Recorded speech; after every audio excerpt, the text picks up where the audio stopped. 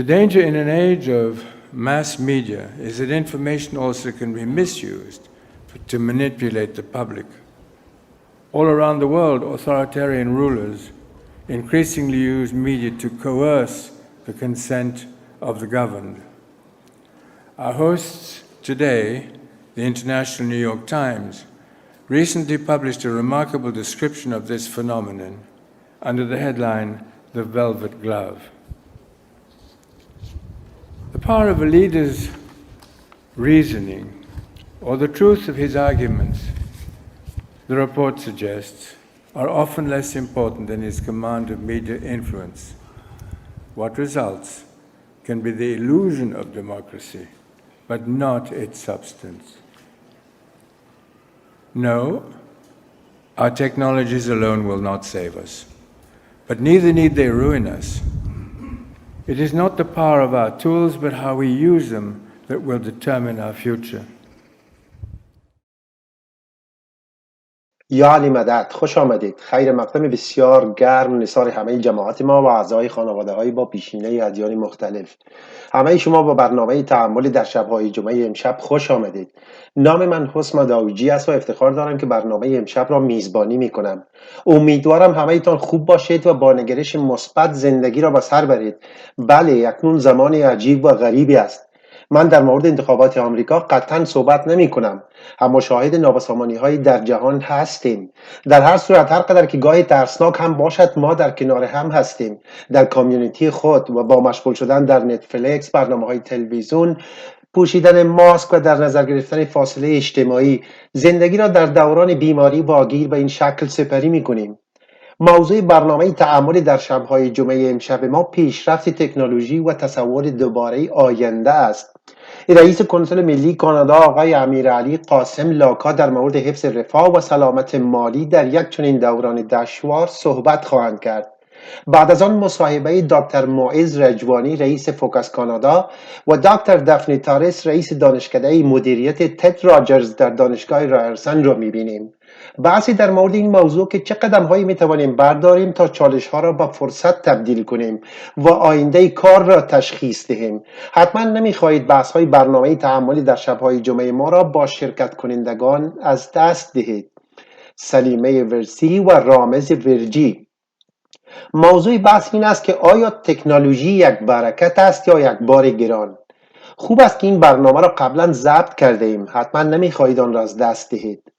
و در آخر مانند همیشه از موسیقی عالی هنرمندان جماعت ما لذت میبریم. حالا افتخار دارم که رئیس کنسول ملی کانادا امیرعلی قاسم لاکا را خوش آمدید میگویم.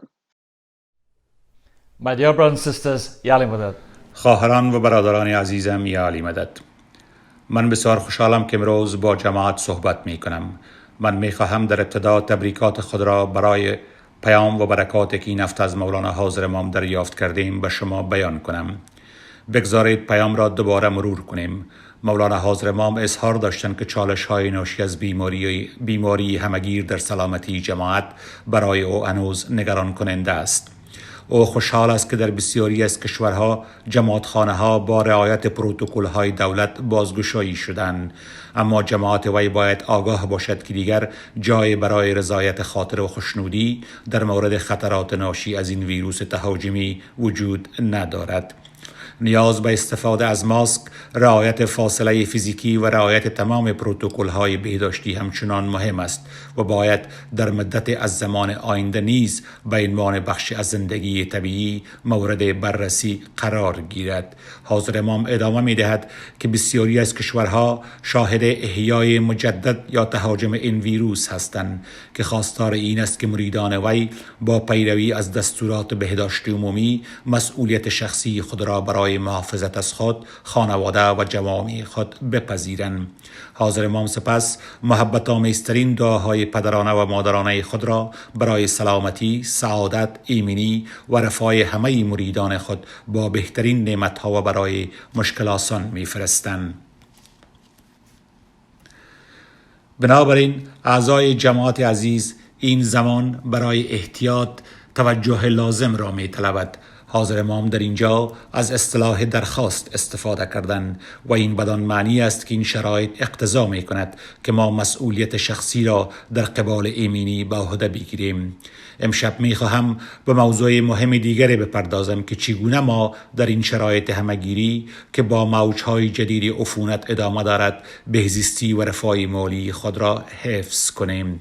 ابتدا اجازه دهید بررسی کنیم در چه مکانی در این فضای اقتصادی گسترده قرار داریم. همان طوری که حاضر امام فرمودند کار در زمینه تولید واکسین به سرعت در حال پیشرفت است. ما همچنین می‌دانیم که جوامع در کنترل شیوع بیماری و مراقبت از بیماران آماده‌تر و بهتر می‌شوند. با این حال میزان خسارات ناشی از کووید همچنان در حال افزایش است و در نتیجه بهبود اقتصادی نابرابر و نامتوازن است. اکنون روشن شده است که بهبود اقتصادی گسترده به صورت ارگانیک اتفاق نمی‌افتد، بلکه تا زمان بروز این امر به پیشرفت در مدیریت شیوع بیماری و تطبیق واکسین بستگی دارد. بسیاری از مشاغل یا بودجه های محدود به کار خود ادامه خواهند داد. زمینه های را برای اتوماتیزه و کاهش هزینه پیدا می کنند و امور خود را با ظرفیت محدود انجام می دهند. برادران من، ما در چندین مورد درباره آینده کار صحبت کردیم. در مورد اقدامات جماعت برای اطمینان از ثبات طولانی مدت و چشمانداز رشد در شغل و کسب و کارشان پرداختیم.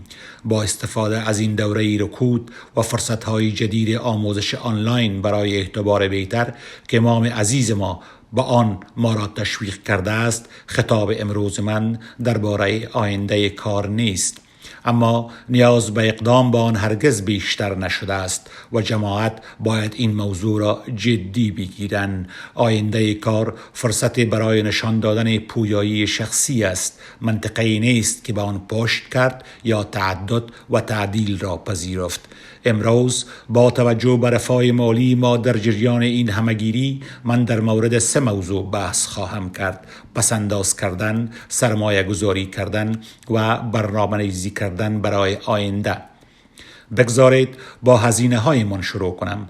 بحران کووید از 10 ماه پیش آغاز شده است. ممکن است مدت طول بکشد تا واکسین از راه برسد و چندین ماه قبل و بعد از توزیع آن با توجه به جمعیت جهان و تا فعالیت اقتصادی عادی خود را از سر بگیریم. بنابراین ممکن است مدت در شرایط فعلی قرار بگیریم. سوال این است که در صورت عدم بهبود سریع چگونه باید از نظر مالی خودمان را مدیریت کنیم؟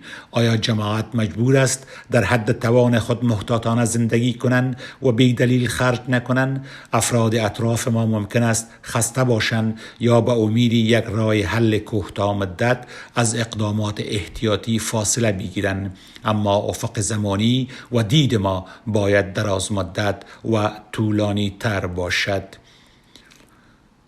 برای انجام این کار چندین مرحله را باید در نظر داشت: کنترل هزینه ها و مخارج اضافی، مدیریت نمودن پسنداز نقدی و در سطح بالای جلوگیری از هزینه های غیر ضروری. به عنوان خانواده برنامه‌ریزی کنید، یک پوشش و پسنداز برای ایستادگی در برابر از دست دادن شغل یا مشکل سلامتی داشته باشید. در صورت لزوم بودجه را با خانواده تهیه کنید تا از پس بحران برآیید. از کمک‌های مالی دولتی، مساعدت‌های مالی، کاهش پرداخت‌ها به شکل قرضه استفاده کنید. از برنامه‌های قرضه‌های اضطراری در صورت ضرورت بهره ببرید. به ترتیب قرضه‌های کنونی نگاه کنید. اگر فرصت برای کاهش هزینه سود با پس پرداخت وام‌های رهنی و دیگر وام‌ها وجود دارد استفاده کنید. حد اقل آن را در نظر بگیرید. همه اینها نیاز به راهنمایی کسانی دارند که بتوانند از شما حمایت کنند. بگذارید به فرصت‌های سرمایه گذاری بپردازم. در دوره رکود اقتصادی ممکن است فرصت‌های برای سرمایه گذاری در مشاغل سهام و املاک و جایداد وجود داشته باشد. برای بررسی شما موارد زیر را برجسته می کنم.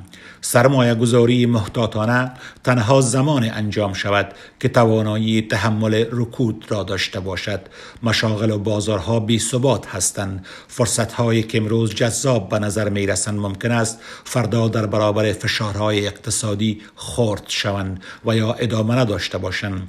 این بدان معنی است که دقت کافی مهم است. ریاضیات مربوط به سرمایه گذاری باید جوابگو باشد. از جمله حالات بدی که باید آزمایش و ترسیم شوند. اگر نمیدانید چگونه این نوع تحلیل را انجام دهید کمک بگیرید، اما هیچگاه با دید عاطفی سرمایه گذاری نکنید. خط به خط موشگافی کنید. چندین گروه سرمایه گذاری در جامعه وجود دارند که از نظر قصد صادق هستند، اما دارای گزاره هایی هستند که خطر و عدم اطمینان را به همراه دارند. در اینجا ما نمی توانیم فقط با آشنایی هدایت شویم. ما باید تحقیق مستقل انجام دهیم. از تخصص حامیان مالی تحقیق و سوابق لازم را داشته باشیم. برای تصمیم گیری عجله نکنیم. خواهان معرفی اشخاص حقوقی باشیم، حتی اگر این تضمین کنندگان کاملا شناخته شده باشند. سوال را بپرسید: اگر پیشنهاد با موانع مواجه گردید، آیا تضمین کنندگان در صورت مبهم بودن یا خوشبینی بیدلیل توانایی غرامت آنها را دارد؟ پس همینجاست که ارزیابی های خود را انجام دهید. در این دوره از کووید نسبت به تقلب و کلاهبرداری هوشیار باشید. کسانی هستند که شما را به سمت فرصت‌های ضعیف سرمایه گذاری سوق می‌دهند. به طور معمول شما نباید پول سرمایه گذاری را به یک شخص، بلکه همیشه باید به یک مؤسسه معتبر منتقل کنید یا به یک شرکت سرمایه گذاری بسپارید. اگر فرد اصرار دارد که شخصاً به وی یا شغل وی پول منتقل کنید، از وی بپرسید که چرا.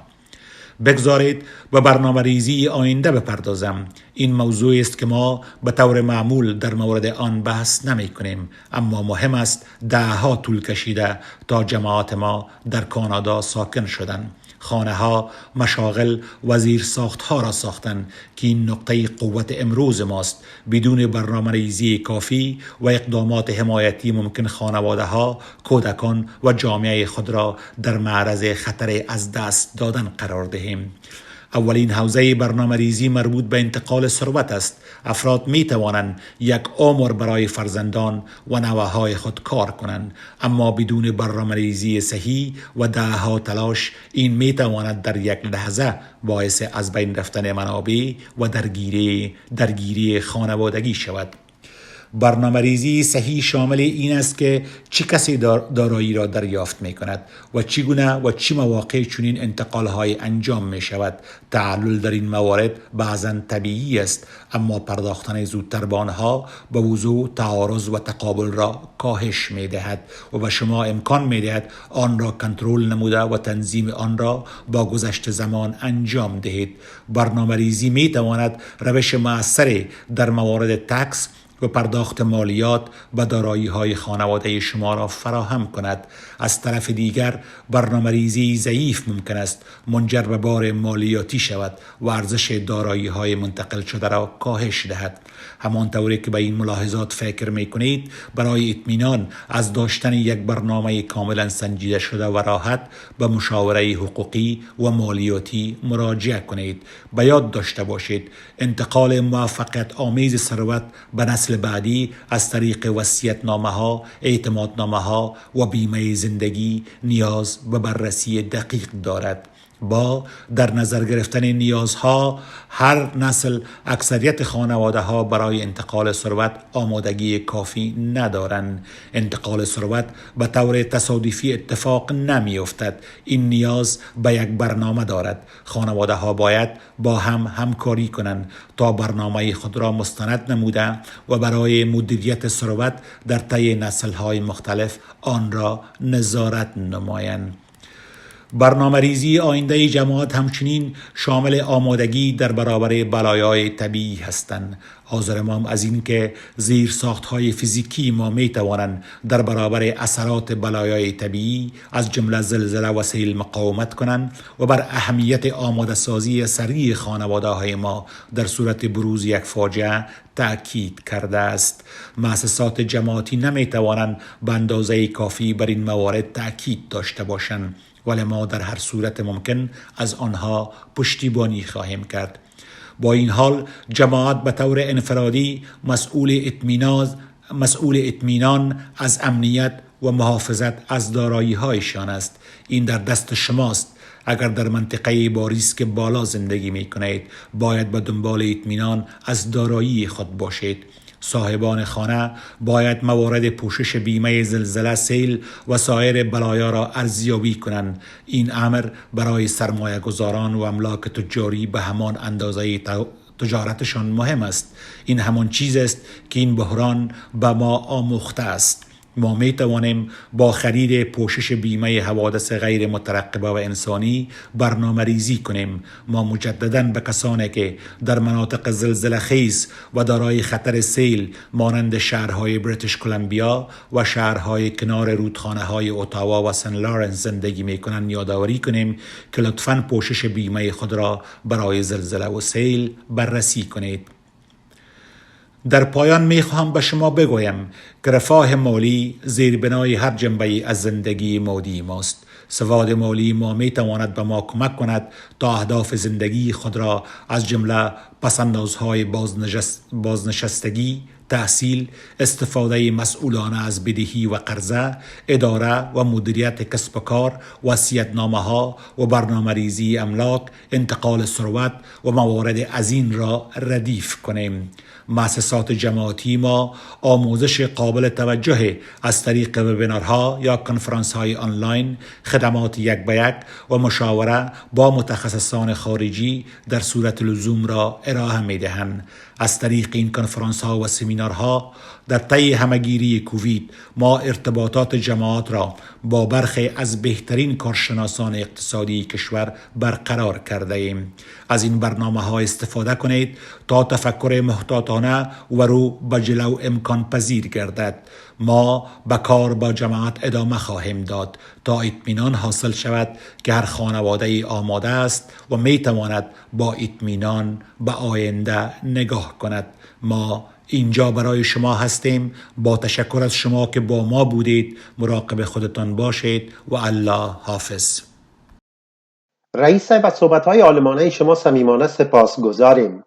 و اکنون به بخش دیگر برنامه امشب ما که مصاحبه دکتر موئز رجوانی رئیس فوکس کانادا و دکتر دفنی تاریس رئیس دانشکده مدیریت تد راجرز در دانشگاه رایسن است میپردازیم. باید گفت که دکتر رجوانی از نظر حرفه‌ای یک کایروپراکتور است که برای سالهای متمادی در خدمت جماعت بوده است و همچنان در مقام معاون رئیس کنسول کانادا و موکی صاحب جماعتخانه مرکزی اسماعیلی سنتر تورنتو در هنگام جشن الماسی. او اکنون به عنوان رئیس فوکس کانادا است. دکتر دفنی هم اکنون رئیس دانشکده مدیریت تد راجرز است.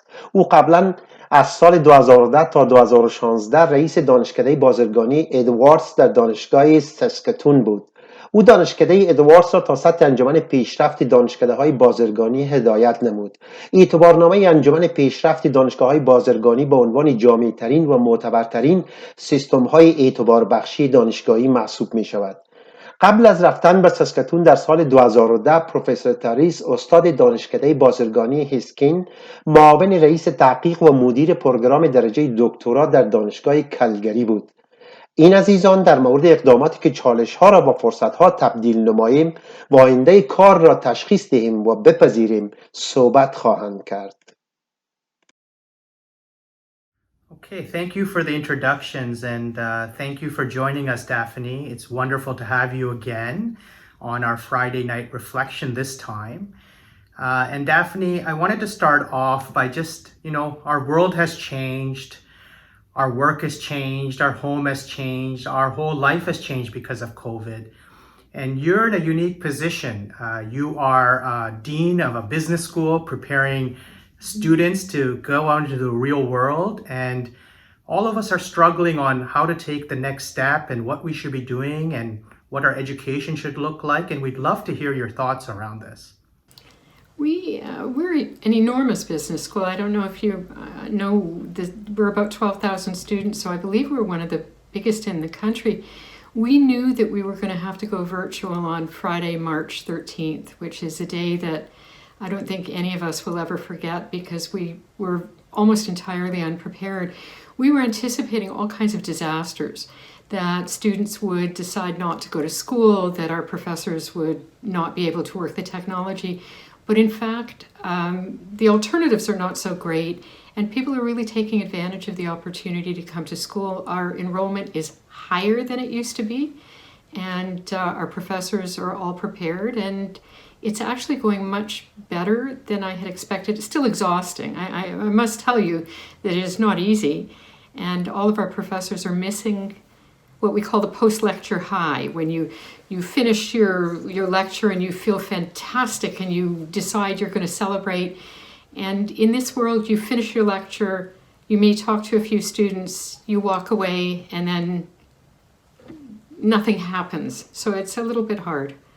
And Daphne, this nothing happens is also interesting because you work from home, you study at home, you cook at home, and there's no gaps. And tell me, I know you've been doing some thinking around this, and I'd love to hear your thoughts on that. I did a lot of research as an academic on work-life balance and the use of portable technologies. And what we found was there's a lot of use of portable technologies to be at work, and then people use at home. They have home computers or they have cell phones, but they're very connected. But what we found was there was an intermediate period of time where people were neither at work nor at home. If you're in your car, you're driving. If you're on public transport, you're thinking. And we used to do things like call our parents with that time. And that time has vanished. And I think that's causing a bit more stress. And how do you deal with that? Have you come up with any solutions? I don't have any solutions. I think you give yourself little rituals. And I know our students are starting to give themselves little rituals. In my case, I make a cup of coffee. I bring it to myself. I create for myself intermediate time that is neither work nor family. It's a transitional time, and I think we all need to do that to be healthy. I think health and mental health are critical components during this. Mm-hmm. Daphne, a lot of the community and a lot of members of society are going through a lot of stress. They're thinking about the future. Many of them might be in middle management. Maybe they're in the retail industry or the hospitality industry. And they're saying to themselves, what's next? How do I step back into the educational world? And what do I do? And how do I make myself marketable for the future? I think we've never had a society that's been more capable of reaching out and self-teaching or having opportunities. Now, one of the things my school has started doing very aggressively is micro-credentialing students. And by that I mean we have 2 to 3 hour boot camps where the students are teaching other students. It's become fantastically successful. Things like Excel, Tableau, data visualization. I think that these are a lot of the skills that are necessary to recover from the pandemic. So I just got a report that we have something like 10,000 students took boot camps over the summer when everybody thought that the generation would be paralytic. And instead of being paralytic, they reached out and they taught themselves new skills. And so I really encourage people to do that, not to become paralyzed, but to do something new and difficult. We're getting all kinds of advice to do hobbies in order to handle our stress. But I think one of the best things we can do is something new that we can feel that we've conquered. And I want you to ask me about my own experience taking a boot camp at my advanced age. I was going to say, Daphne, after all the degrees beside your name, I mean, MBAs and law degrees, even your micro-credentialing, I hear. So tell me about your boot camp. And did it start at 6 in the morning with a bright and early, fresh morning, or was it something different? It actually started late in the day. It started at about 6 o'clock. A number of people, actually somebody from the Ismaili community was also, Mohammed Danani was there, the Minister of Labour for the province of Alberta, and 100 students. And what was fascinating, it was an Excel level 1. It was really one of the most difficult things that I have ever done. And every so often the student tutors would peel me off into a chat room, fix me up, get me back into the main room. I finally passed. It was my second attempt, so everybody should be able to be humble and understand that you may not pass the first time, but don't give up. I didn't give up. Well, Daphne, that's what we call lifelong learning, right? I so believe in that, and I believe that during the pandemic, the skills that we learn, particularly, I've noticed data analytics, been a terrible catastrophe for many businesses, but we're not letting the data sing the way we can see opportunities. So here's an inspiring story for people who think that there's nothing they can do differently during the pandemic. We have hundreds and hundreds of co-op students and co-op placements, about almost 2,000 co-op placements, and all kinds of employers were coming asking for our students. And we noticed that, using the data, we noticed that when there were postings for employers looking for students, sometimes it was a busy time of the term, or the employer needed the students very quickly within a month, even a week, and they didn't get enough take-up.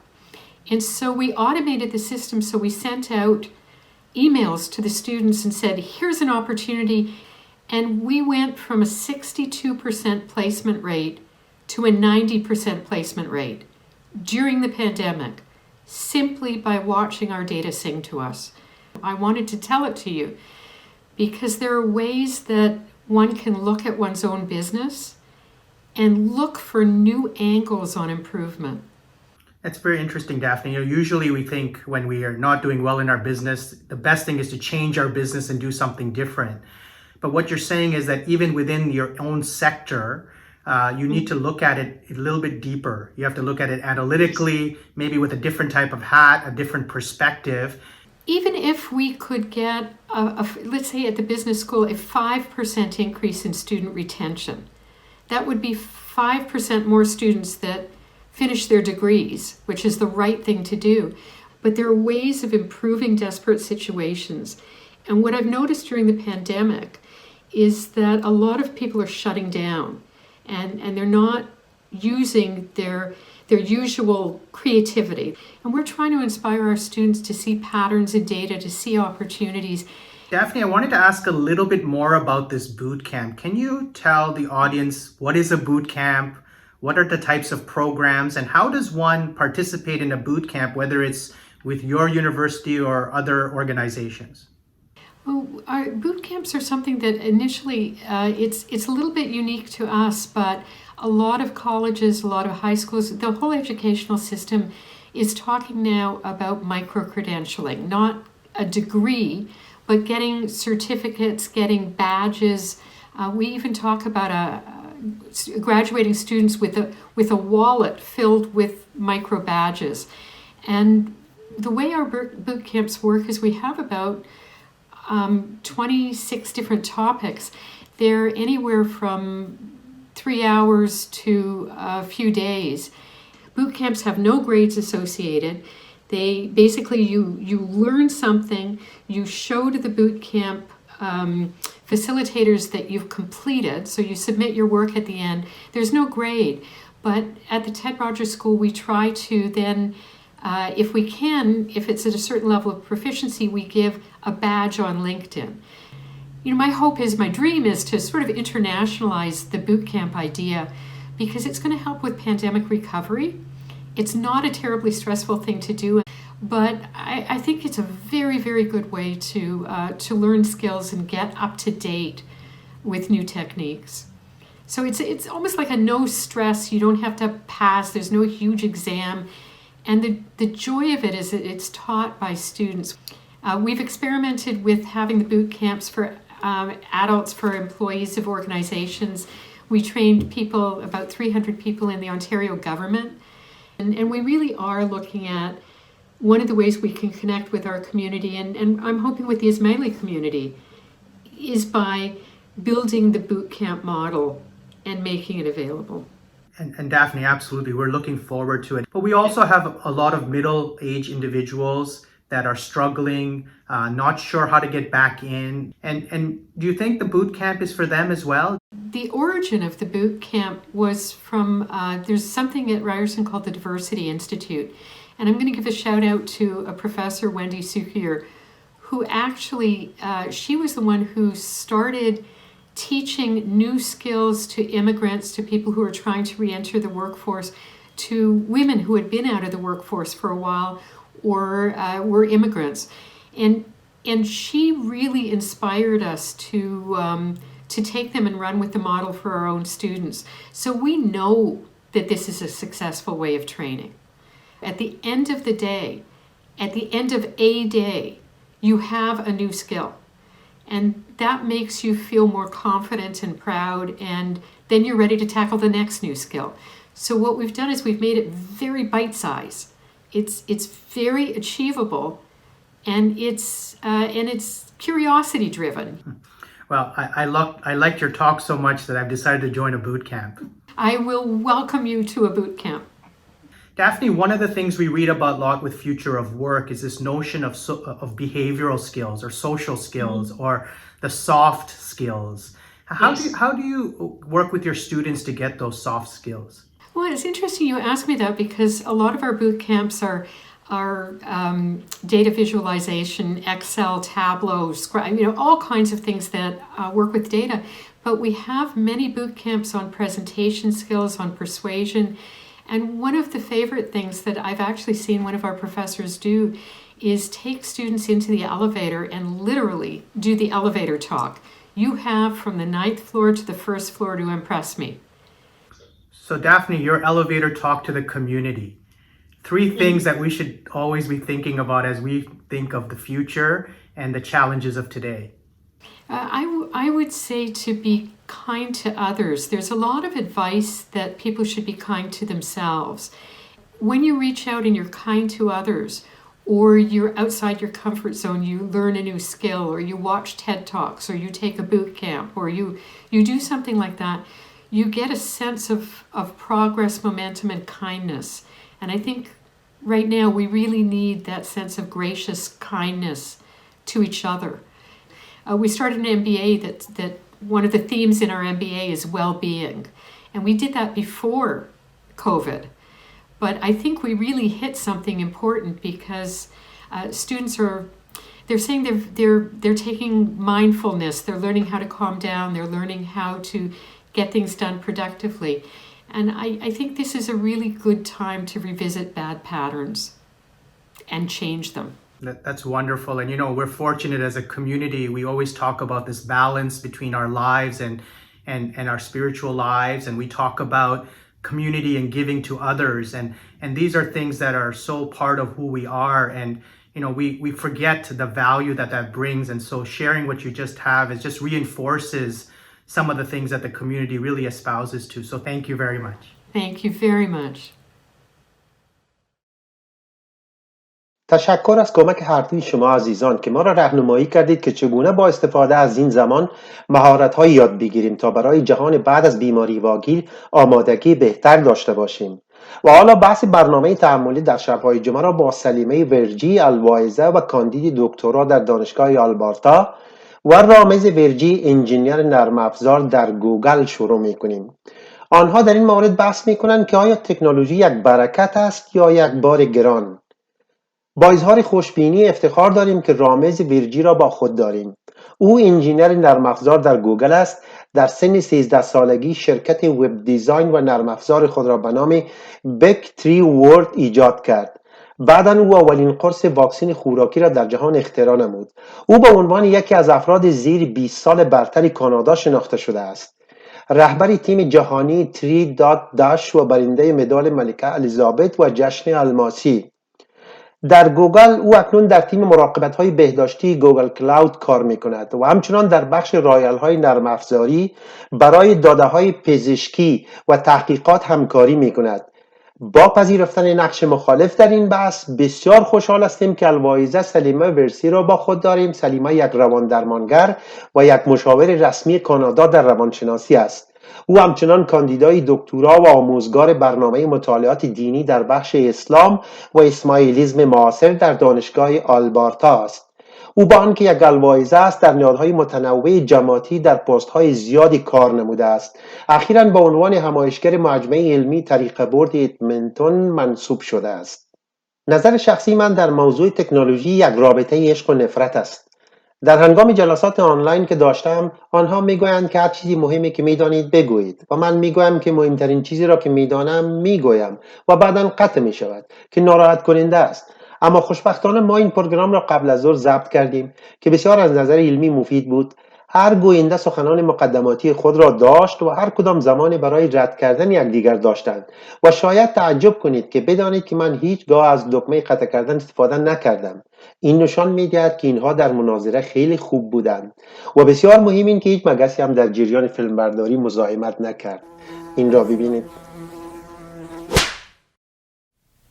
Welcome to the Friday Night Reflections FNR Inaugural Debate.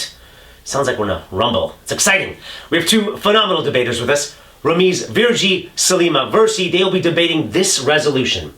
Be it resolved that technology is more of a blessing than a burden. Debating the affirmative is Moez Rajwani. Moez, your opening remarks, please. Thanks so much, Huth. Honestly, to properly explore this concept, I think we need to understand what technology really is. And I know right now when we think of technology, we think of, Netflix and smartphones and TikTok, but really what it is just the application of knowledge to solve problems. So this also includes things like the development of the wheel or agriculture. And even if we go back into our own history as Muslims, our Islamic history, there's so many examples of incredible scientific development.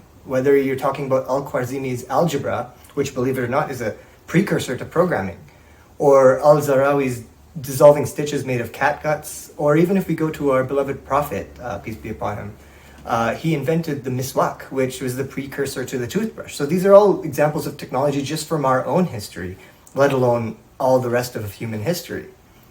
Now, the truth is, Allah has given us this fantastic gift of aql, intellect, right? And intellect is really just the ability to reason and process and apply knowledge. So in reality, technology is just the application of aql. Now, how can using this divine gift from Allah be anything but a blessing? We really have a responsibility to use what Allah has given us as a gift for the benefit of humanity. And technology is special in that it enables growth and progress in a way that really nothing else really can.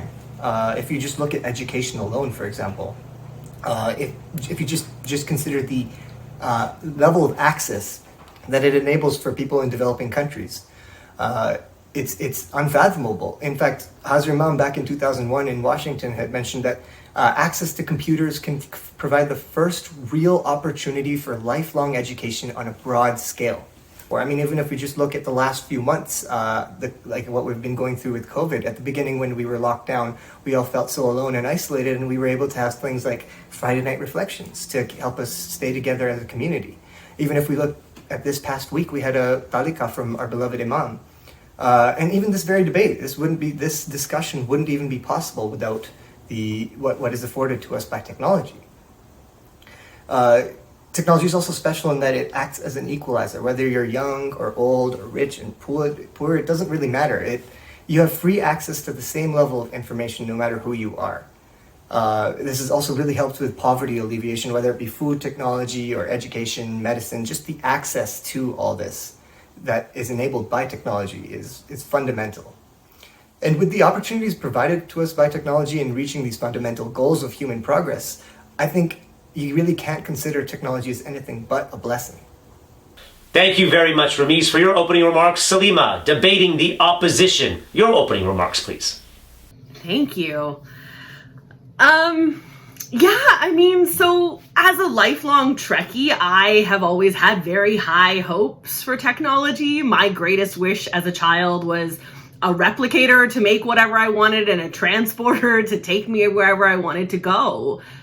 But as I've gotten older, I have found myself becoming increasingly disillusioned with kind of this promised utopia that we see on shows like Star Trek. You know, as Imam has pointed out in places like the Ogden Lecture, that our advancement as a society depends not on our technological tools, but on how we use or abuse those tools. And I'm really afraid that all we've done is abuse them, because the closer that we get to kind of this imagined level of technological advancement, the more it seems like we lose. So take, for example, this massive explosion of information that we've seen. More than ever in human history, we have this vast array of information, bigger even than the greatest libraries imagined by our forebears. And yet that hasn't resulted in an increase in knowledge or an increase in wisdom. Instead, what we've seen is an even greater lack of respect for that information. We've seen misinformation take hold and spread across the globe like wildfire. We've seen the creation of these digital echo chambers and spaces where hatred flourishes because it isn't challenged by different opinions, and we don't have to worry about being socially acceptable in digital spaces in the same way. And while all of that is happening on this societal level, on a personal level, we're also seeing all sorts of really long-term negative consequences of our over-reliance, particularly on modern technologies. So we're seeing chronic health conditions like screen fatigue, or even sort of more severe chronic health illnesses. But especially from a mental health perspective, we're seeing an increase in alienation, in depression, in anxiety that are the result of these colliding issues. So things like social media platforms that have become a breeding ground for unhealthy self-image, doom scrolling through the ills of the world 24 hours a day. And generally, we're just seeing this deep loss of meaningful personal relationships. Ultimately, I think the thing that is perhaps the greatest burden of technology, the thing that tells us that maybe the scale has tipped in the other direction, is what that last point indicates, that we are losing the things that fundamentally make us human. As social creatures, we need physical connection. Touch starvation is a real thing, and we're seeing it more and more often these days. But we also need other tangible in the world experiences. We need ritual to help us make sense of the world, sensory experiences that are grounded in touch and smell and community. We need to be able to break bread together, to gather in communion, to feed more than just our bodies. We need sacred space to remind us that we're more than just these bodies and just these minds, that our purpose is in fact a higher purpose. And those are things that ultimately we can't replicate in digital spaces, and that I think we risk losing in this like mad rush towards technological advancement. Just because everything can be done online doesn't mean that it should. And I think we really need to pause and consider what we're willing to sacrifice for increased efficiency and the profit of a small few. I think if we really want to live long and prosper, maybe what we need to do is unplug. Yes! Live long and prosper. Thank you very much, both of you, for two great openings for tonight's debate. Now for the first rebuttal, Ramiz. For sure, and thanks so much, Salima. You make some great points on sort of this trend that we're seeing currently in technology. Now, I think the thing that we really need to understand is that technology is a tool. It's like money, it's like language, it's like media.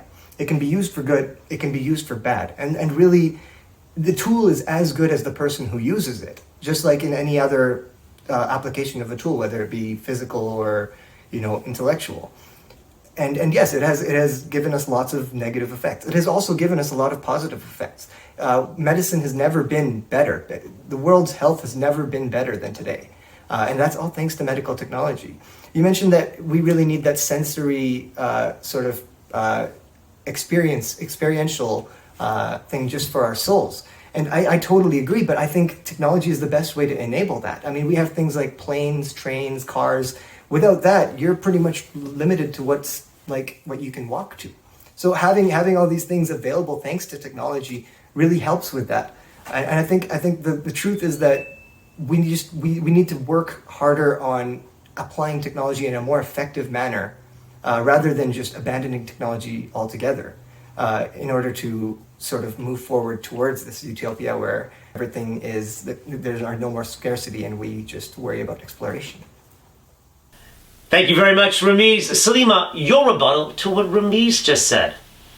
Thank you both. Excellent points. But I think ultimately what this comes down to is that the resolution itself is not about whether technology has given us good things. Like it has, right? I think the resolution allows for us to say there have been some blessings, but in the ultimate balance, is this really more of a burden? And I think one of the questions that we have to start asking is, at what point do we reach saturation? Like, at what point do our technologies become so much of a burden that burden outweighs the blessings? And I really do think we're getting there, right? So for example, one of the things that Ramiz mentioned was this increased access to education. But the reality is that is a deeply unequal access, right? People who have privilege, people who have monetary means to access those things are the people that are benefiting from those things.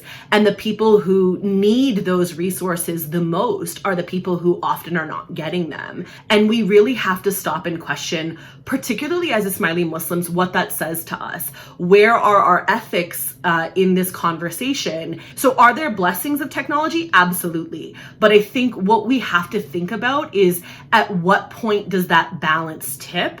And at what point do the scales really start to outweigh? And when does this become more of a burden? Because certainly, as Ramiz pointed out, and as Hazrimam has said, technology ultimately is about how we use it. And my big question at this point remains, are we actually using it in the best ways?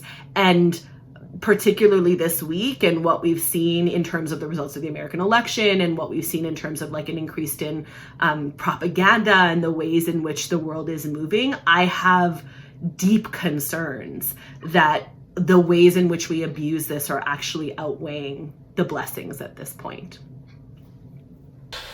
Thank you, Salima and Ramiz, both of you. Thank you very much for just bringing out some great points and really taking absolute views on this topic, whether or not technology is a burden. I know we asked you to do that. So let me ask the two of you, okay, straight up, debate's over. It's just the three of us and everybody else. What do you think about technology? Is it a burden? Like, genuinely in your own life, how do you feel about it? Ramiz, what do you, I just open it up. I mean, but just what do you think? Yeah, honestly, like, Salima makes some excellent points, and it really echoes my personal belief that, like, right now we are in a very dangerous place. Misinformation is rampant. It's being used to control people. Things are not where they should be in terms of technology. That being said, I still think technology is the best solution to all of these things. Again, technology is just the application of knowledge.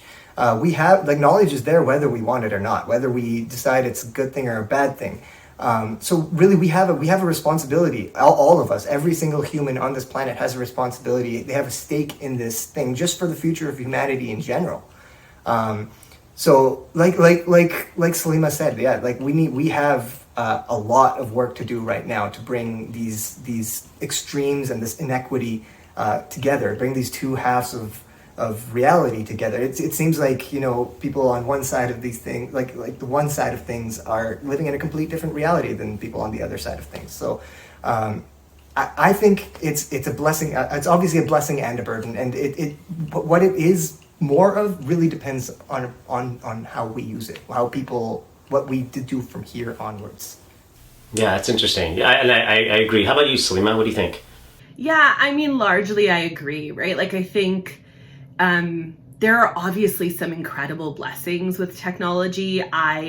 My psychotherapy practice, for example, has moved online since the pandemic began. And so I still get to see my clients and I still get to provide care. And that's been incredible, right? Like, that's definitely one of those things that technology has facilitated. My parents live in a different province. My mom is immunocompromised. And so if we didn't have technology, like, I don't know how I would ever see her or talk to her. And so certainly there are blessings, but yeah, I have a lot of privilege, right? Like, I recognize that my ability to do these things is largely because I have access to resources. And that's just not true for the majority of the world. Like, not even just like the majority of Canadians, because I think certainly in Canada, you could make the argument that perhaps more folks have access. But when you look at this on a global scale, it's just the access is so unequal. And I mean, I do still have really great concerns about what we're losing. I think especially lately, I've been really thinking about sacred space, which is one of the things I talked about in my opening remarks. And just like the tangibility of particular physical spaces that as human beings we need and we connect to in ways that we can't fully articulate. And I worry a lot about what we're losing. And that I think part of the problem is we're pushing for technological digital solutions in places where, like, I don't know that that's the best option. So yeah, I mean, I agree. I think there are plenty of blessings, and I think there are lots of ways in which we can use technology effectively. But I don't think it's the sort of panacea, silver bullet cure to everything that I think we tend to think of it as. And I do think we need to consider a little bit more carefully the places where we want to keep in-person, physical, low-tech things, because those things matter too. It's interesting because it's like you can't go all in or all out. There is a lot of beauty in technology, but we do have to check ourselves. And I think both of you mentioned that, at least in this last discussion, that it could go too far. Before we wrap it up, let me ask you, just the two of you really quickly, how do we check ourselves? Like, how can we be responsible with technology? Yeah, I mean, I think the Alvai's answer, but also my answer is, I think faith is one of those things that helps to keep us grounded, right? Like, I think faith reminds us that we are more than just this moment.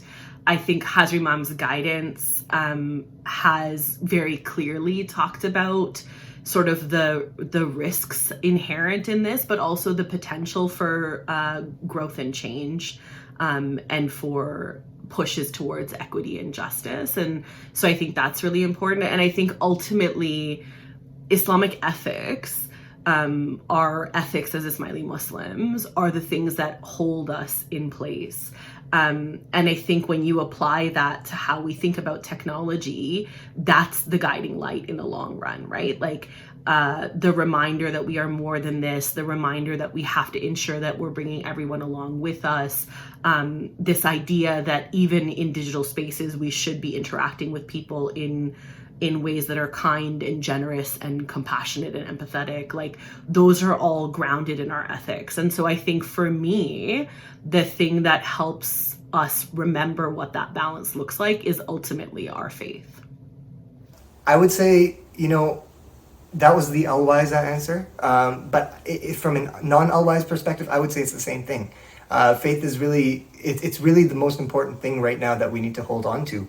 And I don't just mean prayer and all. I mean, that's obviously a big part of it. But Hazrat reminds us about Allah's creation all the time. Now, I live in Calgary, so I go down to the mountains, or I'll go to like Fish Creek Park and just sort of stroll around in the trees, and it sort of grounds me and brings me back to the reality of what we live in. So I think that if we make sure on an individual level that we're, sort of balancing, keeping good balance between, social media is here and all, but let's focus on what we live in, the world we live in, understand that we are just a piece of a giant puzzle, and just that humility that comes through, that humility that Hazrat Mam's always talking about, it's unparalleled. The power of it is unparalleled as well. Like it's the best thing that can keep technology in check in its unfettered growth.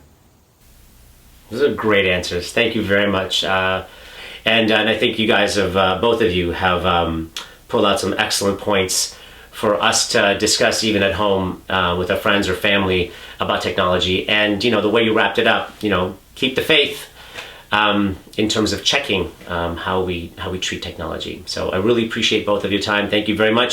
Be safe. And let's do this. Let's do another debate. You guys were amazing. Thank you so much. تشکر سلیمه، تشکر رامز. خیلی مطالب خوبی که باید بیاموزیم. حالا با من بگویید که آیا تکنولوژی یک برکت است یا یک بار گران؟ شما چه فکر میکنید؟ میخواییم از شما بشنویم. با سایت iicanada.org/debate بروید و با من بگویید که شما در این مورد چه فکر میکنید. ما اکنون برنامه را با پایان میبریم، اما قبل از رفتن چند قطعه موسیقی از هنرمندان محبوب جماعت خود ما خواهیم داشت. تشکر از توجه همه شما. خیلی خوشحالم که در خدمت شما بودم. لطفاً از شنیدن قطعات موسیقی لذت ببرید. هر یکیتان به سلامت باشید تا جمعه آینده.